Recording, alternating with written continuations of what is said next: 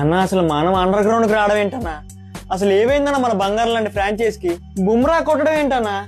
పరువు పోతుందన్నా. ఊరుకోరా, అలవాటు అయిపోతుంది. వాళ్ళకి ఇంకా 9 మ్యాచ్లు ఉన్నాయన్నా.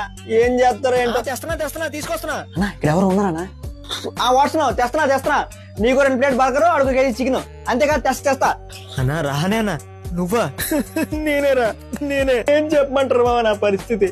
ఇలా వచ్చింది మామ. చివరికి కెప్టెన్ అన్నారు, కోర్ బౌలర్ జీత్ పోరే, అండర్ గ్రౌండ్ కి జాయింగేరే. చికెన్ ఎక్కడా? ఆ రసలు తెస్తున్నా, నీ చికెనే తీసుకొస్తున్నా. ఇక్కడ సామాన్లన్నీ సెట్ అయ్యాయి కదా? సెట్ అయ్యా. దోమల కాయలు ఏమైనా కావాలని నన్ను పిలవండి మామ, నాది 2 నేను తీసుకొస్తాను. ఎప్పటి నుంచి ఇక్కడ ఉంటాం కదా. ముందుగా ఇంతటి చక్కటి విజయాన్ని మనకు అందించిన మన గ్రామ క్రికెట్ ప్లేయర్లందరికీ నేను పేరున ధన్యవాదాలు తెలియజేసుకుంటున్నాను.